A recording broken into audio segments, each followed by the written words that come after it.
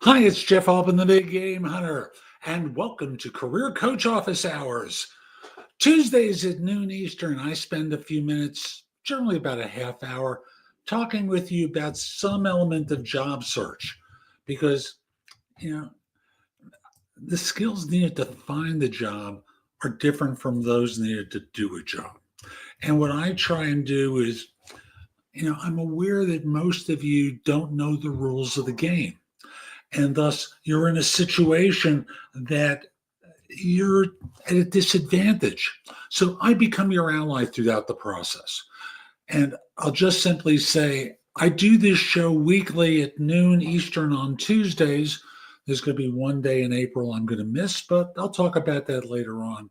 But I'll just simply say, I try to help you understand the rules of the game and help you perform at a high level so that you can stand out from your competition. Because you're all competing. And if you're on LinkedIn, you know what I'm talking about. So many people are out there looking for work now. All of you are college educated. All of you care. All of you are trying hard. But there are little nuances that from my years of doing recruiting, I understand. So I'll just simply say for now, if you've got a question for me about your job search, put it into chat so I can answer it live.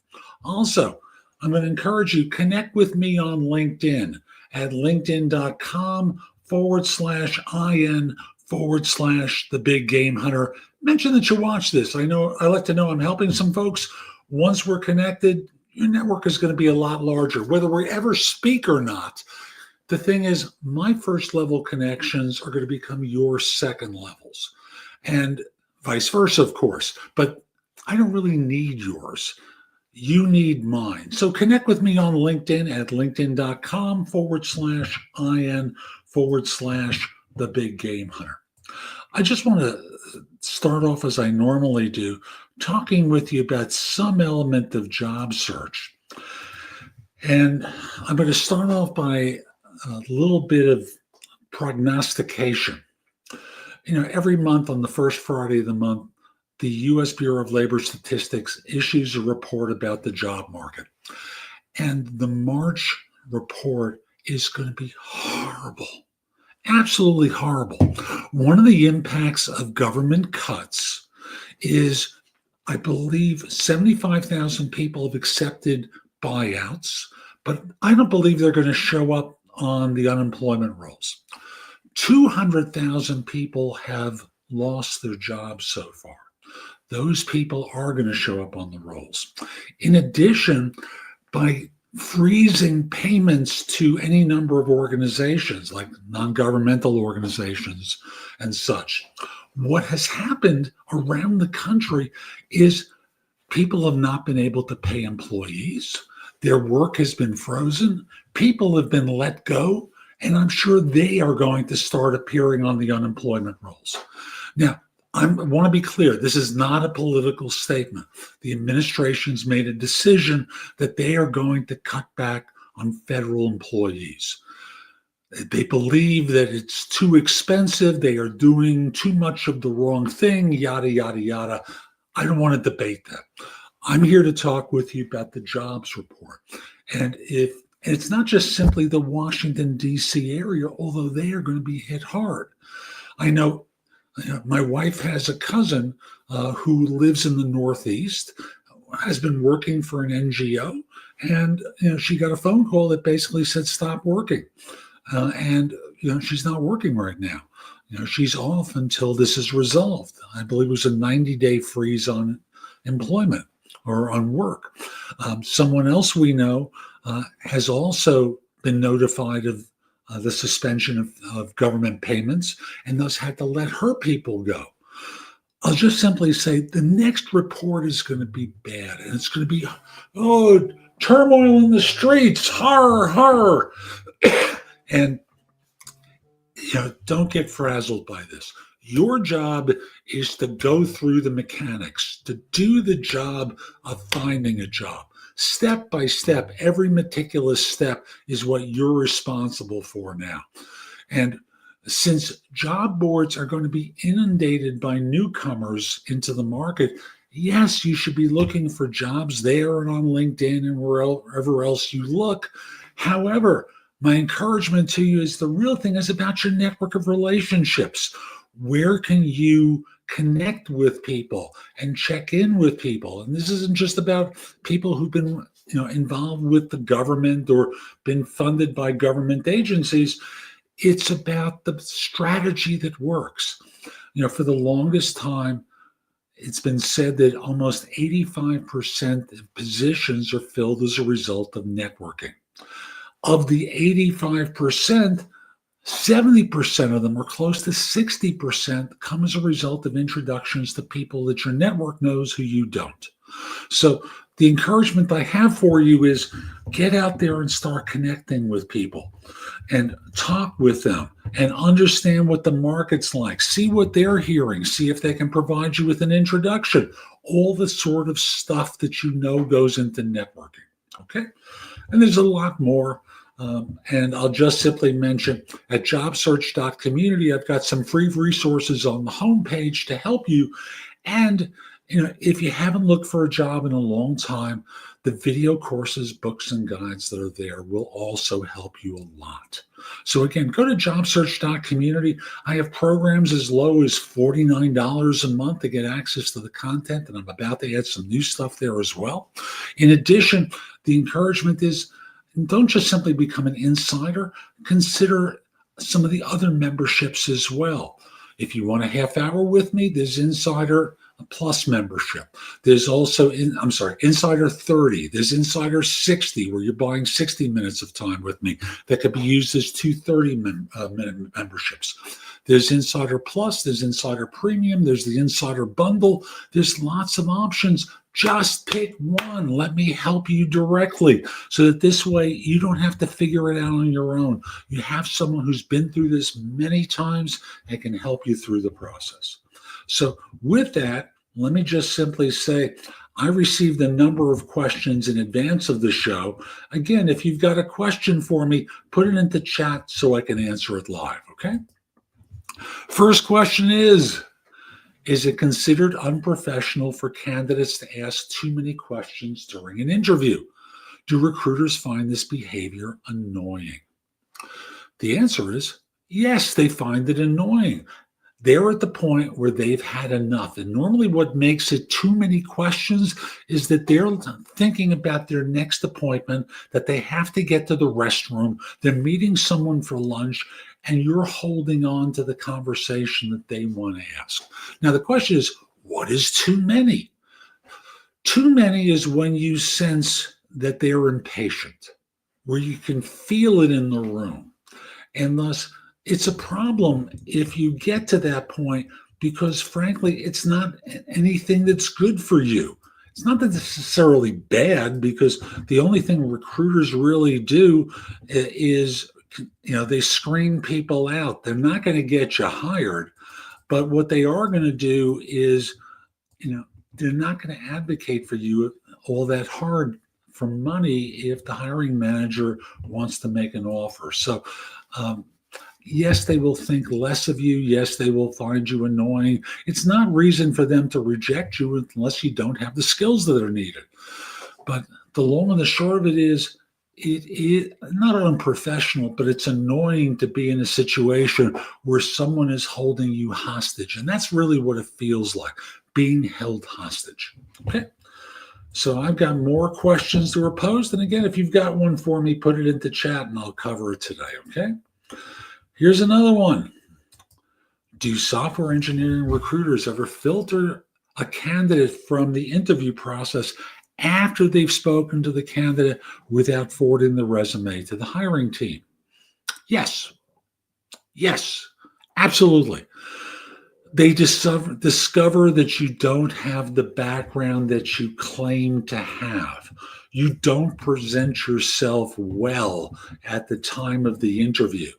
They have the feeling that it would be a waste of time forwarding your resume because there's something about you that just makes it difficult for them to want to talk to you. So the long and the short of it is, yes, it's their job. Their job by definition. What's a filter?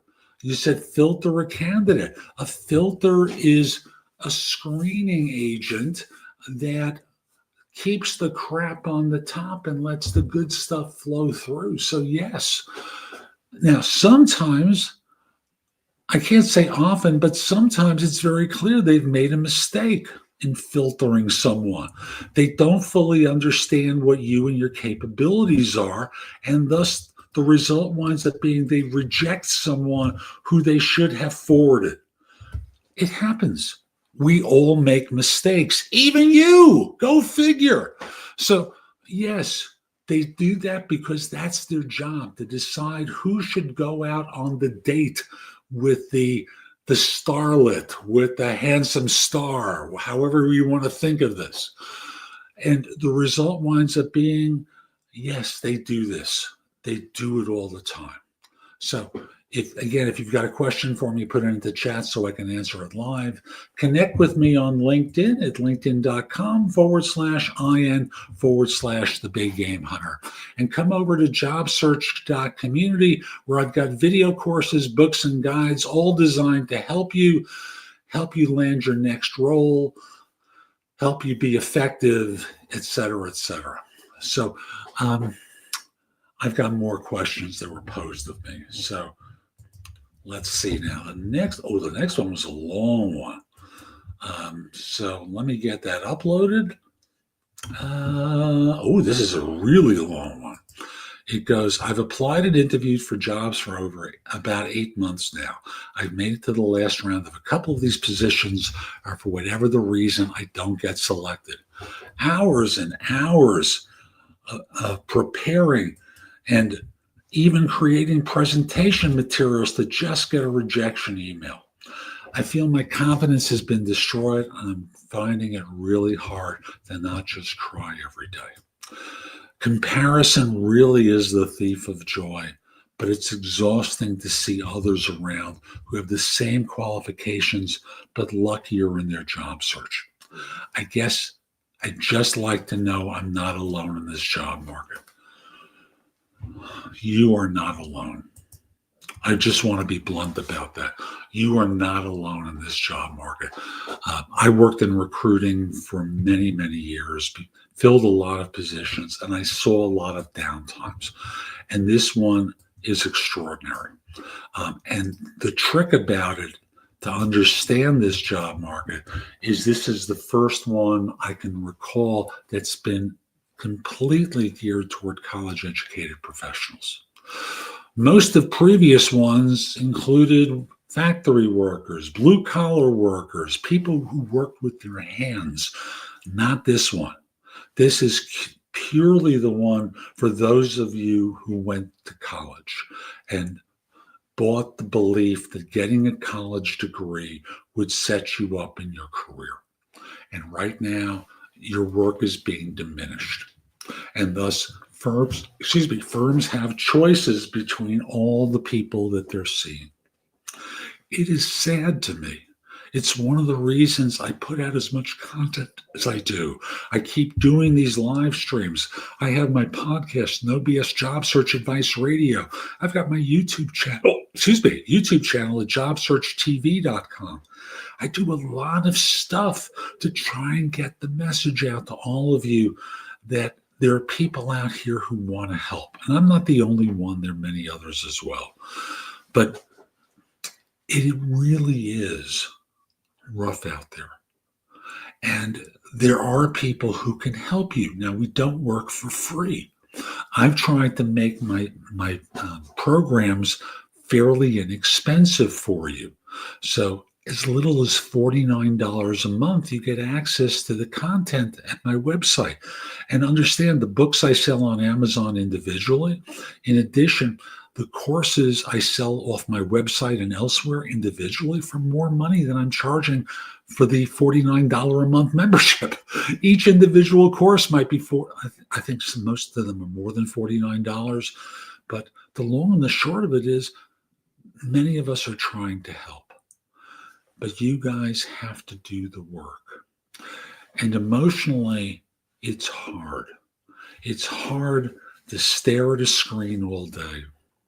It's hard to listen to all the people who are saying, "Hey, how's it going?"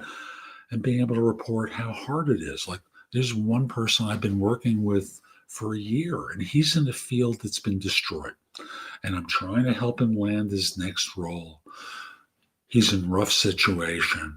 And for him, we're trying to figure out the angle and play multiple angles concurrently in order to help him land. It's been a year. And there was time before we started working together and it's just the conditions for him. I don't want to say are impossible, but they're really very difficult. So, yes, I hear you.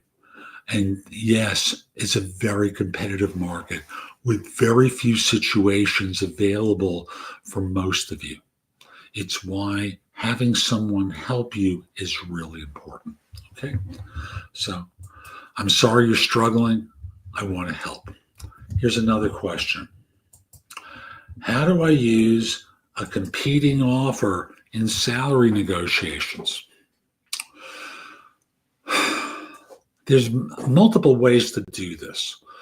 One is, you're in the negotiation. Now, I want to be clear. For most people, and I don't know if this is the way you're thinking of it, for most people, when they're talking about salary negotiations, they're talking about, I've got an offer and I'm looking for leverage to get them to increase it. To me, negotiating salary actually begins during the interview process when they ask you how much you're looking for. So I'm going to work with the first definition. That is, you've got the offer, and thus you want to use the leverage to get this second firm to make an offer. Okay, so that's the premise that I'm going to operate from.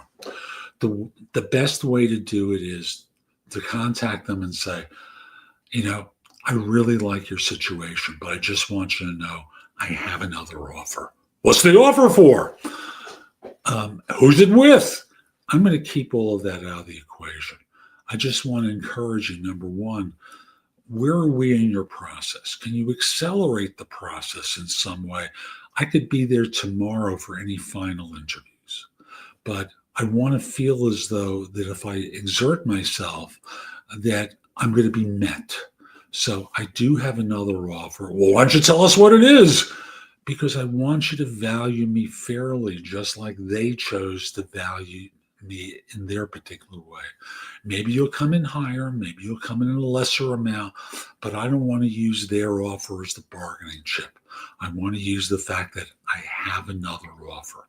I'm prepared to accept that one if yours is not going to, if you're going to drag this process out. So my goal here is to encourage you to accelerate your interview process, because I have to respond by next Tuesday at the very latest. I'm not sure we can do that. Would you try, please? And I could be there tomorrow afternoon for another couple of rounds of interviews, because I really am interested in you. If you really were interested, you tell. No. I want to do this fairly. I'm interested in joining your firm. If you're not interested in me, my feelings aren't hurt, because I do have something else that I would consider very strongly and would accept. However, why are you holding out for us? What is it about us that makes you interested? And then you talk with them about 3 or 4 things that are particularly good about their situation, because that's what they want to know, that you've really thought about this and you would consider joining. And it's not just about the money. So the way to play it is to let them know you have another offer, not to tell them the amount of the other offer, not to tell them who the other offer is with, but to just tell them you have another offer. So in this way, they know that they have to move things faster, and they can't just take their sweet time without risking of losing you. And if they can't accelerate it, they were not as enamored with them, with you, as you are with them. Follow? So if they're really interested in you, they jump through a couple of hoops in order to get you. And that's why I'm saying, let them know what your timeline is, not who it's with, because then if you let them know who it's with, they're going to go, really? You go to work for them? Let me tell you a couple of stories about them. No, don't let them sell against the other opportunity to try and cast doubt in your mind. They are trying to sell you on joining them by diminishing the other firm. So that's a couple of ways that you can play it. Okay.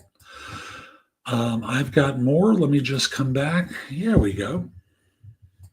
Here's another question I received. I'm going to laugh about this one. Is being a recruiter an easy and good job that is stable? No, no, it is not an easy job. It's a great job. I did it for a long, long time, and it's not stable. It's a very difficult line of work. Look, when most people sell something, because a recruiter is basically a salesperson. So when someone sells something, and I'll use a car as an example, you walk in, you want to buy a car, and the salesman wants to sell you the car. They normally don't have to persuade the manufacturer to sell it to you, right? They may come up with financing for you to make it possible for you to buy on installments, et cetera, et cetera. But they don't have to persuade the manufacturer to sell the car to you, right? Well, in recruiting, you have to sell two sides to affect the hire. You have to persuade an employer that you're the right person for them. You have to persuade a person, a job hunter, that this is the right opportunity for them at this particular salary amount. And then once on board, remain in that firm's employment for a period of time equal to plus 1 day of the guarantee period proposed. It's very difficult work. It's emotionally difficult because most recruiters are not working on a salary. They're on a commission basis. And thus, knowing that your income is predicated upon how effective a salesperson you are, how persuasive you are, and if you care about doing good work and not being one of those people, then you're going to wind up eating your insides out after a while. That's the truth of it. I've got more questions. And again, if you've got a question for me, put it into chat so I can answer it live, because I only have a few more minutes to today's episode. So, next question is, why are hiring managers often so cruelly selective in their hiring practices?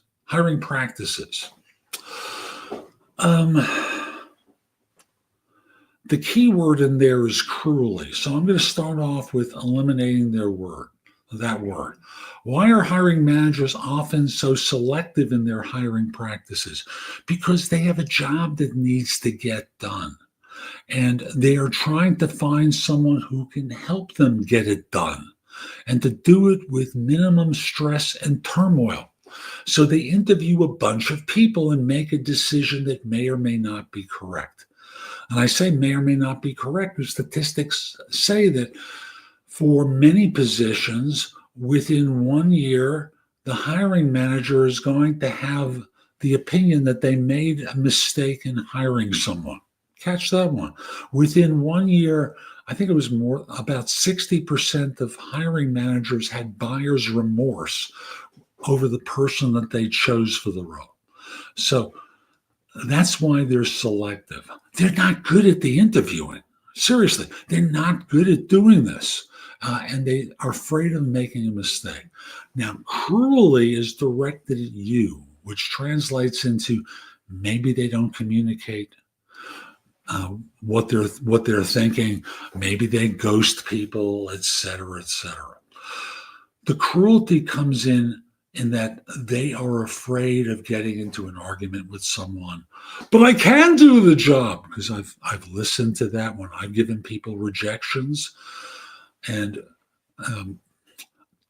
the cruelty from your standpoint is often that you really want this thing and they're not prepared to offer it to you. So they have to look out for their interest and not yours. Your job is to look out for yours. And as you go through the job search process, work at improving your performance so that in this way you get hired. Seriously, you have to get better so you get hired. Okay. One more question for today, I think, and then I'm going to bring it to a wrap. So, should you tell a recruiter you're interviewing at multiple companies? Good question. They will often ask, where are you interviewing? Why? Well, two reasons. One is they want to find out if you're interviewing at their client. Well, why don't they just tell me? Because if you aren't interviewing at their client, I know I was afraid because I lost a lot of money with people who immediately took that information and contacted the firm directly. And I don't know about you, but losing $60,000 or $70,000 in fees is a painful experience. And after I lost the first one, I tried a second time and kept doing it for a while until someone stole a fee from me by taking my information and contacting the firm directly. I've got a family, I've got responsibilities, I've got people that I need to pay in my work. And thus, when I did recruiting, to lose that amount of money was incredibly painful. But you can say, yes, I'm interviewing in a couple of different firms. Where are you interviewing? I prefer not mentioning the specific names, but I'm interviewing with a firm in this industry, and this industry.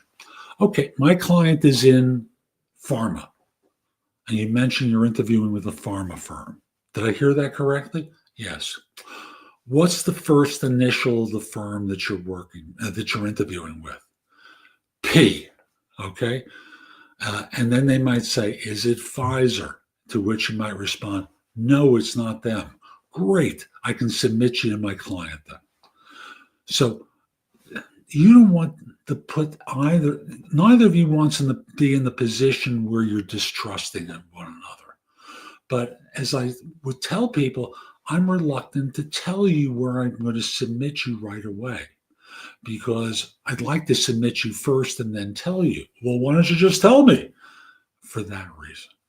I can't afford to lose $60,000 or $70,000 in any irregularity. And that, you have it happen where you lose two fees of like $35,000 approximately. You figure out that you shouldn't be doing this, right? Don't have to hit me over the head the third time. I got it with two. So the long and the short of it is, it's okay to tell them that you're interviewing with multiple firms, but know that there's going to be the follow-up question about where you're interviewing. And if it's on an application or an email that you've received, just simply respond by saying, I prefer to discuss this in person rather than, just including it in an email. So I hope you found today's show helpful. I'm Jeff Altman. Visit my website, JobSearch.Community, where I've got free information there to help you. Just download it. It's terrific. Also, sign up for the weekly newsletter I put out. I'm thinking of launching a blog at the site because I do have a lot of content that I think would be helpful to people and give them a flavor for me. But again, that's JobSearch.Community. Come over to the site. Consider joining and becoming an insider on one of the levels so I can help you more directly and that you don't have to figure it out on your own. You may do great work, but you're an amateur in this arena. I couldn't do what you do, but you don't know how to do what I do. So I want to help you become an insider at any of the levels. You'll have a lot there to help. Also, connect with me on LinkedIn at linkedin.com/IN/The Big Game Hunter. I hope you have a terrific day, and most importantly, be great. Take care.